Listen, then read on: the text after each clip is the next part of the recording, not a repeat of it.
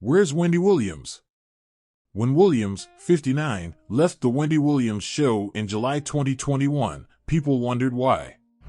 After several guest hosts, Wendy was dropped in 2022 and replaced by Sherri, hosted by Sherri Shepherd. The events that led to Williams' long TV absence? What role did her public health issues, Graves' disease, hyperthyroidism, lymphedema, and alcoholism play in her resignation from the talk show? Williams' court-ordered financial guardianship is what? What caused her 2023 frontotemporal dementia and aphasia diagnosis? Lifetime documentary Where is Wendy Williams addresses these topics, with more to come. The documentary, which aired over February 2024, February 25th, follows Williams from 2022 to 2023, when she refused to stop drinking, promised to return, and temporarily returned to her hometown, Asbury Park. The program was executive produced by Williams and chronicled his recuperation and return to podcasting. Key developments from the first installment. Guardianship. The New York Supreme Court places Williams under financial guardianship in 2022.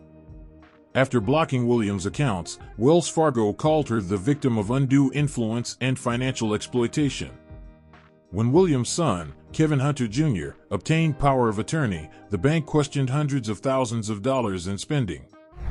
Hunter, 23, another documentary executive producer, always got his mother's approval before spending her money. However, the court appointed an independent guardian. Williams' American Express card failed in Miami. Why she can't get her money is beyond her. I'll tell you, my money is with Wells Fargo. She claims it may happen to you if it did to me. I have no money now. The court must examine guardianship annually. Williams' guardian-appointed health advocate schedules doctor's appointments. An advocate and guardian who sued Lifetime parent company A&E before the documentary's release declined to appear. Williams consults neurologists, psychiatrists, and thyroid physicians for autoimmune Graves' illness. She attributes the last two to her guardianship. I don't need a therapist, she says. For what? Travis Finney, Williams' nephew, says the guardian was when they took her away from us, separating Hunter from her family. Hunter claims the family side of the story hasn't been told, and that guardianship can't heal his mother. Williams, agitated, orders a filmmaker out of the room because she doesn't appreciate a question about her financial support of her son, whose account was cut off along with his mother's. I've got so much money, Williams says. I want it for my son. When I die, everything is for him. Alcoholism. A videographer questions Williams' drinking. Williams responds, well, I love Tito Puente vodka. I adore vodka. She claims alcohol has harmed her relationships with Wanda Finney and Kevin Hunter Jr. I love Wanda, but she hates that I love alcohol, Williams says, wondering why her sister wants her to stop drinking. Williams' son, who witnessed her drinking, says helping his mother is hard. He says her addiction had so much control over her life that if a person is against it or wants to help, she moves them out. While filming, Kevin Hunter Jr. was in Miami and Williams' family was in Florida. Williams says we have the best time, wishing they were together. In another documentary part, Hunter says, as long as she has people around who are yes people, the same thing is always gonna occur where she would ultimately just find any excuse to be by herself so she can get back to drinking. Williams had a rare moment of calm and recovery with her child and family in Miami. After exercising with a trainer and looking healthier, she was summoned to New York for the guardianship petition. After dementia and aphasia, Williams resides in a facility where family can't find her. Where is Wendy Williams? Part 2 recap. She was spiraling and everybody knew it. In Williams' New York apartment, her jeweler-turned-manager, Will Selby, asks if she had a liquid lunch. He offers to cool the bottle downstairs. Williams declines. Keep it there, she says. Another documentary executive producer, Selby, alleges he threw away the bottle. The crew admits Williams to a Malibu wellness center after filming. 2 months later, Williams leaves the treatment facility, saying filmmakers she doesn't know why she was there and disagrees with the Guardian and Selby. I think, honestly, Wendy needed some rest, Selby says. Williams orders them to cease discussing the wellness center. I'm very healthy, she says. Williams used cocaine to experience everything, but she quit when she wanted a child. In the documentary, friends and family explore how Williams' ex-husband and manager, Kevin Hunter's adultery made her drink more to dull herself. Before divorcing Hunter, her husband of nearly 21 years, Williams said she lived in a New York sober house on her show. After discovering Hunter had a child with another woman, she advised splitting up. Williams' acquaintances think she declined after the divorce since Hunter used to check on her soberness for work. Williams refuses to quit drinking in the documentary. We all drink, she says. Why can't? Health. Williams has various health issues. She cries over her lymphedema swollen feet. There's no cure for this, she says. No pill exists for this. I should be wheelchair-bound?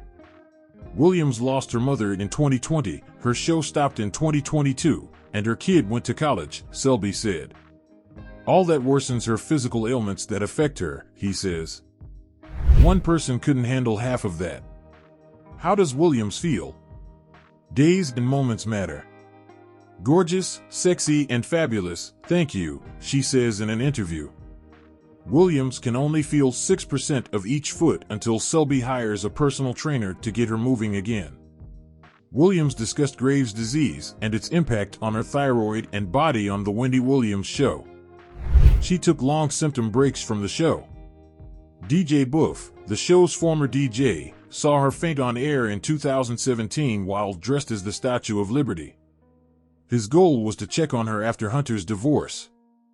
Williams shot The Wendy Williams Show from home during COVID-19 with Buff as her cameraman and lighting guy, holding cue cards. He realized she was digesting information slowly. There were times when she showed no emotion, he says, or appeared asleep. Buff attributed her problems on her 2019 divorce and health issues. According to him, long-term alcohol usage may cause it. Wear and tear. The film says Williams was found unresponsive in her apartment in May 2020 for a medical emergency involving alcohol. Buff mentions Williams' hospitalization but doesn't elaborate. Her nephew Travis Finney says she needs 3 blood transfusions to survive. Buff thinks Williams' cognitive issues are deteriorating. I just feel like she wasn't the same person anymore, he says. Williams' driver says she's forgetting his name, where they went, etc. Barbara Corcoran seemed to lose focus when talking about her animals when Williams interviewed her. It's different now, says Williams' niece Alex Finney. The person we see right now is a departure from who she was 15 to 20 years ago. Shirley, Williams' mother, and Finney attended the show. Finney says her daughter's close friend Shirley felt her illness. In their last conversation before her 2020 death, she advised Finney to always support Williams. Erratic behavior. Williams attacks her staff and connections in the documentary. Are you stupid? She asks a nail tech after nearly bonding. She's disgusted with me, Williams says. It's okay. A hairdresser calls her short. Williams orders white wine at another dinner with Selby and her publicist, Sean Zanotti. Selby requests a virgin cocktail from the restaurant when Williams is away. He often finds and discards hidden liquor in her apartment. Williams chastises Selby for removing the liquor and offers Zanotti liposuction. Go downstairs, please, and order something to make you fatter, she barks.